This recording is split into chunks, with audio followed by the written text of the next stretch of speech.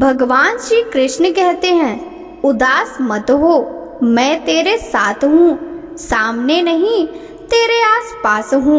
पलकों को बंद कर और दिल से याद कर, मैं कोई और नहीं बल्कि तेरा विश्वास हूँ। हरे कृष्णा, राधे राधे। सभी भक्तों को सादर प्रणाम। भक्तों, आप नियमित प्रातः 5 बजे हमारे चैनल पर पुरुषोत्तम मास महात्म्य की कथाएं श्रवण करते हैं। साथ ही प्रातः 5:30 बजे शिव महापुराण की कथाएं भी श्रवण करते हैं। सभी वारों की कथाएं, तिथि ज्ञान इत्यादि की जानकारी भी आप सभी को हमारे चैनल के माध्यम से दी जाती है। भक्तों, यदि अभी तक आपने चैनल को सब्सक्राइब नहीं किया है तो अवश्य ही कर लें, साथ ही बेल आइकन भी प्रेस कर लें, जिससे आने वाले हर नए वीडियो का नोटिफिकेशन आपको तुरंत ही मिल सके। भक्तों, पुरुषोत्तम मास महात्म्य के कल के अध्याय में आपने अध्याय 7 की कथा का रसपान किया था। भक्तों, आज हम पुरुषोत्तम मास महात्म्य के अध्याय 8 की कथा का रसपान करेंगे। तो चलिए भक्तों, वीडियो शुरू करते हैं। सूत जी बोले, हे तपोधन, विष्णु और श्री कृष्ण के संवाद को सुन संतुष्ट मन नारद नारायण से पुनः प्रश्न करने लगे। नारद जी बोले, हे प्रभु, जब विष्णु वैकुंठ चले गए तब फिर क्या हुआ, कहिए। आदि पुरुष कृष्ण और हरिसुत का जो संवाद है वह सब प्राणियों को कल्याण कर है। इस प्रकार प्रश्न सुन फिर भगवान बद्री नारायण जगत को आनंद देने वाला बृहद आख्यान कहने लगे। श्री नारायण बोले, तदंतर विष्णु बड़े प्रसन्न होकर वैकुंठ गए और वहां जाकर हे नारद, अधिमास को अपने पास ही बसा लिया। अधिमास वैकुंठ में वास पाकर अत्यंत प्रसन्न हुआ और 12 मासों का राजा होकर विष्णु के साथ रहने लगा। 12 मासों में मलमास को श्रेष्ठ बनाकर विष्णु मन से संतुष्ट हुए। हे मुने, अनंतर भक्तों के ऊपर कृपा करने वाले भगवान युधिष्ठिर और द्रौपदी की ओर देखते हुए कृपा करके अर्जुन से यह बोले। श्री कृष्ण बोले, हे राज शार्दूल, हमको मालूम होता है कि तपोवन में आकर आप लोगों ने दुखित होने के कारण पुरुषोत्तम मास का आदर नहीं किया। वृंदावन की शोभा का नाथ, भगवान का प्रिय पात्र पुरुषोत्तम मास आप वनवासियों का प्रमाद से व्यतीत हो गया। भीष्म, द्रोणाचार्य, कर्ण के भय से संत्रस्त मन आप सब लोगों ने भय और द्वेष से मुक्त होने के कारण पुरुषोत्तम मास का ध्यान नहीं किया। कृष्ण द्वैपायन व्यास देव से प्राप्त विद्या के आधार धन में तत्पर रणवीर अर्जुन के इंद्रकील पर्वत पर चले जाने पर उसके वियोग से दुखित आप लोगों ने पुरुषोत्तम मास को नहीं जाना। यदि आप यह पूछें कि हम क्या करें तो मैं यही कहूँगा कि भाग्य का अवलंबन करो। पुरुषों का जैसा अदृष्ट होता है वैसा ही सदा भासता है।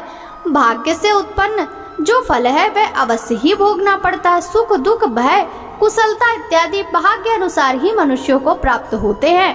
अतः अदृष्ट पर विश्वास रखने वालों, आप लोगों को अदृष्ट पर निर्भर रहना चाहिए। इसके बाद आप लोगों के दुख का दूसरा कारण और बड़ा आश्चर्यजनक इतिहास के सहित कहते हैं। हे महाराज, हमारे मुख से कहा हुआ सुनो। श्री कृष्ण बोले, यह भाग्यशालिनी द्रौपदी पूर्व जन्म में बड़ी सुंदरी मेधावी ऋषि के घर में उत्पन्न हुई थी। समय व्यतीत होने पर जब 10 वर्ष की हुई तब क्रम से रूप और लावण्य से युक्त अति सुंदरी और अकारणांत नेत्र से शोभायमान हुई।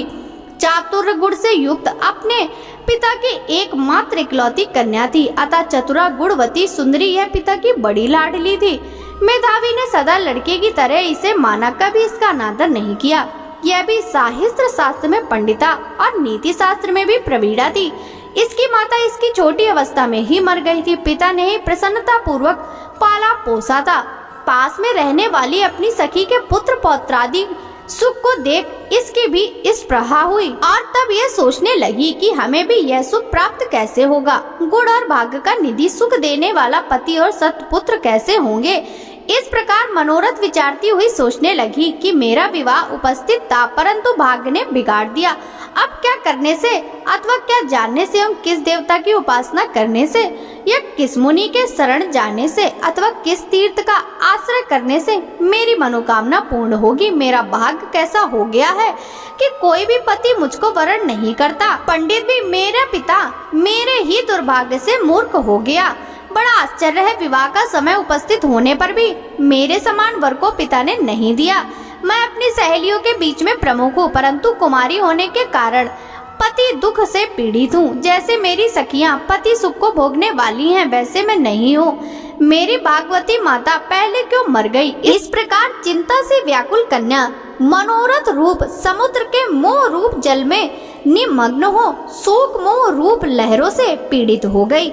इसके पिता मेधावी ऋषि भी कन्यादान के लिए कन्या के समान वर ढूंढने हेतु देश विदेश में भ्रमण करने के लिए निकले, परंतु कन्या के अनुरूप वर न मिलने से अपने मनोरथ में निराश हुए। कन्या के और अपने भाग्य से कन्यादान रूप संकल्प के पूर्ण न होने से दय योग के कारण बड़ा भारी दारुण उन्हें ज्वर आ गया। सब अंग ऐसे फूटने लगे जैसे समस्त अंग टूट टूट कर अलग हो जाएंगे और ज्वर की ज्वाला से व्याकुल हुए श्वासोच्छ्वास लेते हुए महादारुण मूर्छा से मधुरा पान की उन्मत्त की तरह पैर लड़खड़ाते गिर पड़ते। किसी तरह घर में आए और आते ही पृथ्वी पर गिर पड़े। वैसे विवल कन्या जब तक पिता को देखने आए तब तक कन्या को स्मरण करते हुए मेधावी मुनि मरणासन को हो गए। भाग्य के फलस्वरूप बल से एकाएक कांपने लगे और कन्यादान प्रसंग से उठा हुआ जो महोत्सव था वह जाता रहा। तदंतर पहले किए हुए गृहस्थ आश्रम धर्म के परिश्रम के प्रभाव से संसार वासना को त्याग कर भगवान में चित्त को लगाने लगे। उस मुमूर्षु मेधावी ऋषि ने शीघ्र ही नील कमल के समान त्रिवली से सुंदर आकृति वाले श्री पुरुषोत्तम हरि का स्मरण किया।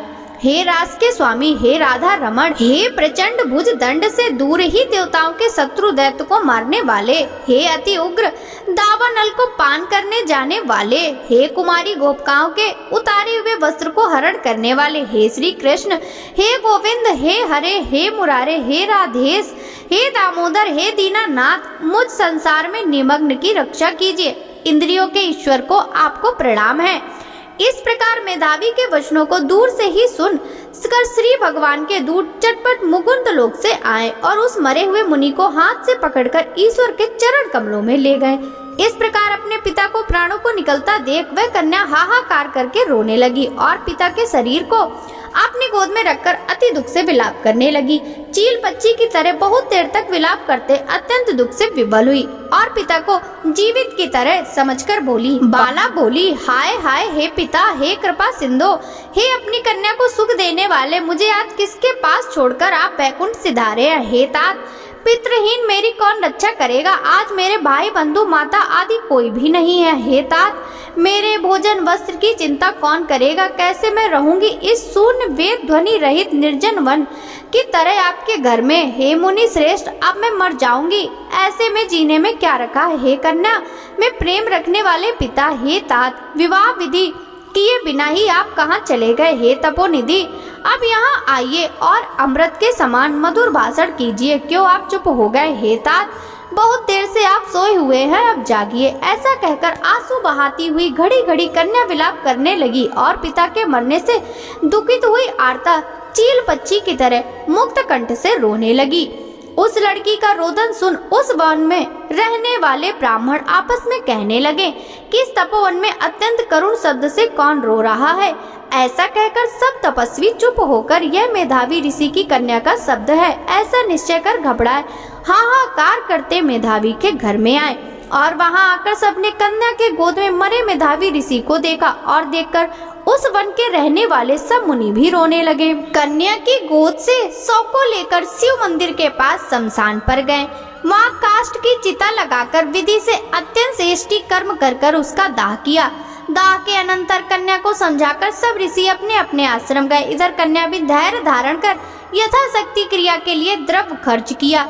इस प्रकार पिता की मरण क्रिया को कर कन्या इसी तपोवन में निवास करने लगी और पिता के मरण रूप दुखाग्नि से जलती हुई रंभा की तरह व्यतीत होती हुई एवं बछड़े के मर जाने से जैसे गौ चिल्लाती है और खाती नहीं दुर्बल होती है, वैसे ही यह बाला भी दुखित हुई। इति श्री बृहन् नारदीय पुरुषोत्तम मास महात्म्य अष्टमो अध्याय संपूर्णम। हरि शरणम। भक्तों, आगे की कथा का वृतांत हम कल के अध्याय में श्रवण करेंगे। पुरुषोत्तम मास महात्म्य की यह कथा यदि आपको अच्छी लगी हो तो इस वीडियो को लाइक कर ज्यादा से ज्यादा भक्तों के साथ शेयर कीजिएगा। आपसे मिलते हैं कल के अध्याय की कथा के साथ। सभी भक्तों को हरे कृष्णा, राधे राधे, हरि बोल।